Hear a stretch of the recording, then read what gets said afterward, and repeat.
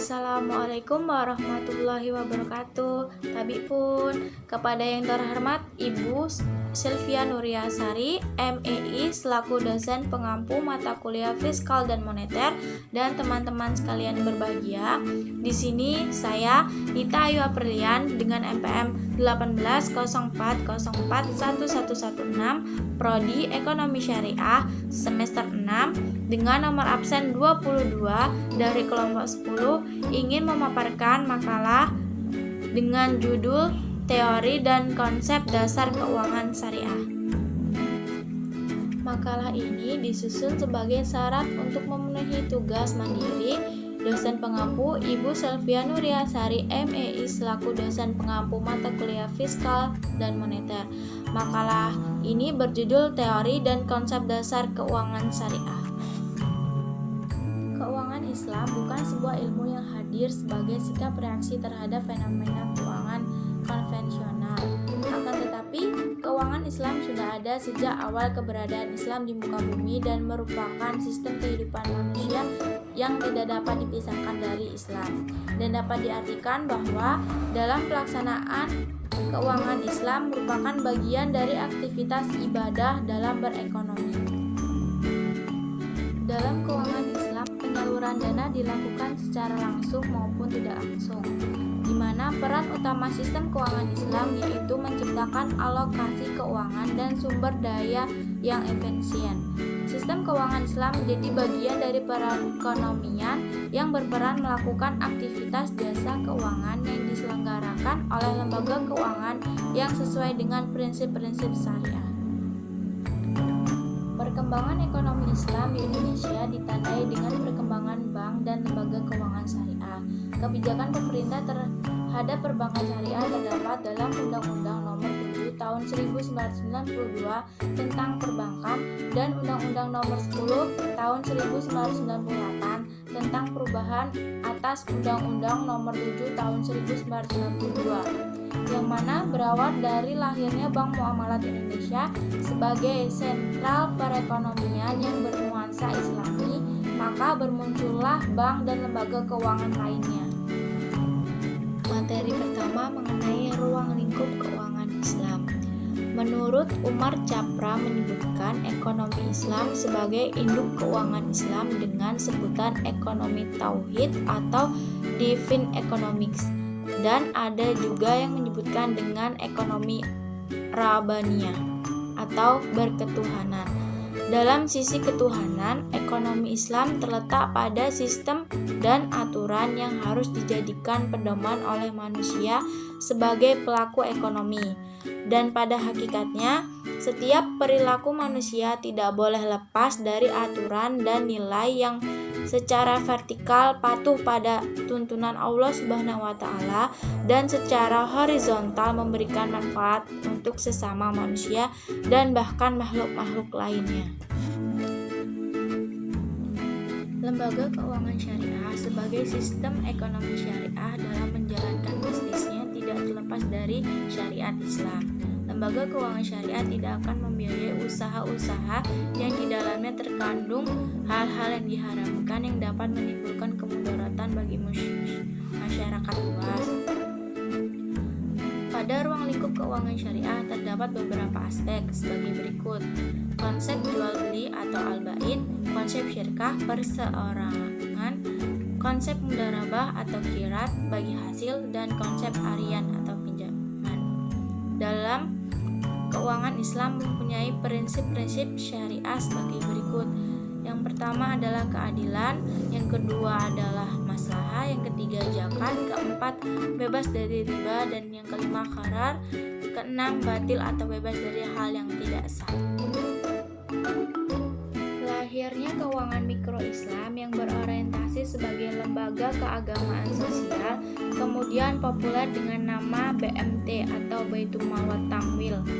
BMT atau Baitul Mal wa Tamwil merupakan salah satu bentuk lembaga keuangan syariah non-bank yang hadir dengan menawarkan sistem baru yang bebas dari riba dan merupakan suatu organisasi bisnis yang berperan sosial dan lebih mengembangkan usahanya pada sektor keuangan yaitu simpan pinjam.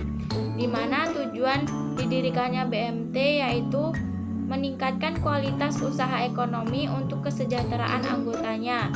BMT juga mempunyai asas dan landasan yaitu berdasarkan pada Pancasila dan Undang-Undang Dasar 1945 serta berlandaskan pada prinsip syariah Islam, keimanan, keterpaduan, kekeluargaan atau kebersamaan, kemandirian, dan profesionalisme. Sebagai lembaga keuangan syariah, BMT juga berperan teguh pada prinsip syariah. Larangan kuat pada praktek riba telah disampaikan secara jelas dalam Al-Quran karena riba dapat menimbulkan kerusakan di masyarakat baik secara moral, ekonomi, maupun sosial. Produk penghimpunan dana lembaga keuangan Islam adalah A. Giro Wadiyah adalah produk simpan yang dapat ditarik kapanpun, di mana nasabah menitipkan di BMT dan boleh dikelola dan nasabah berhak mendapatkan keuntungan dari pemanfaatan dana tersebut.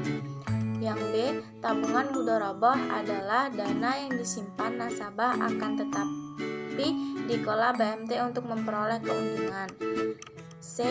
Deposito mudharabah, BMT bebas melakukan berbagai usaha yang tidak bertentangan dengan hukum syariah dan pengembangannya.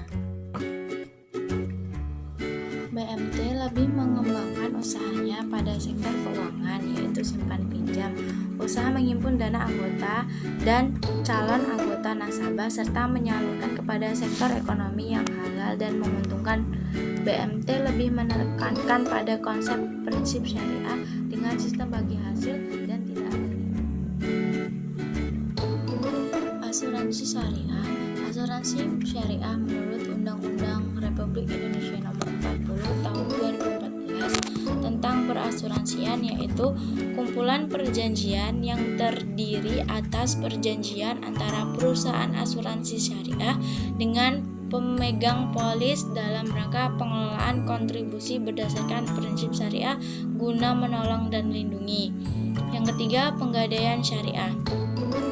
Menurut Kitab Undang-Undang Hukum Perdata Pasal 1150, penggadaian adalah surat hak yang diperoleh pihak yang mempunyai piutang atas suatu barang bergerak.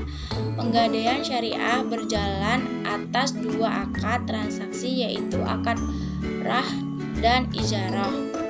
Yang keempat, reksadana syariah.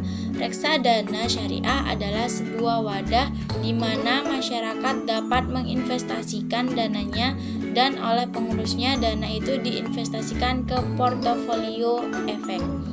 Yang kelima, sukuk.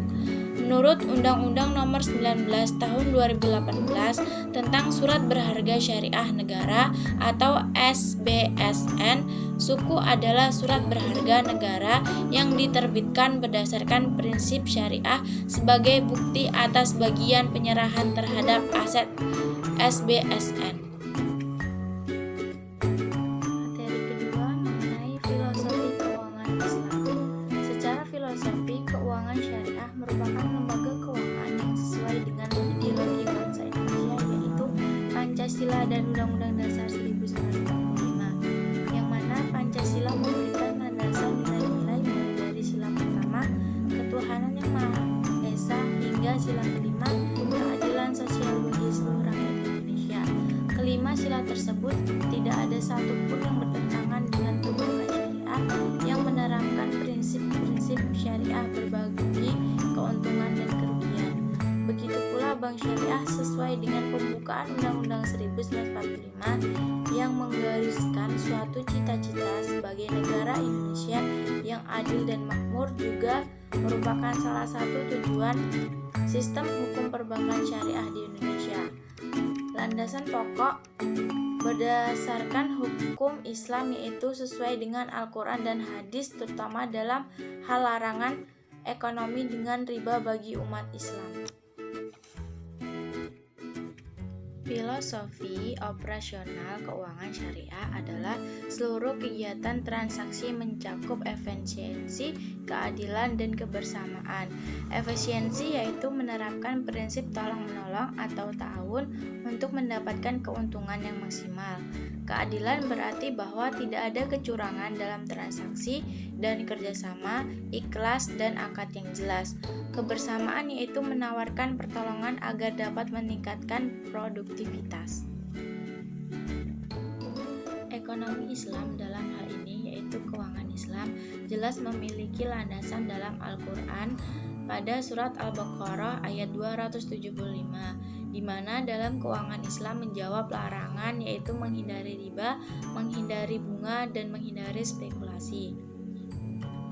Filosofi keberadaan lembaga keuangan syariah di Indonesia yang berlandaskan pada Al-Quran dan hadis diimplementasikan dalam prinsip berbagi keuntungan dan kerugian yang adil bagi semua pihak, baik bagi nasabah maupun bagi lembaga keuangan syariah.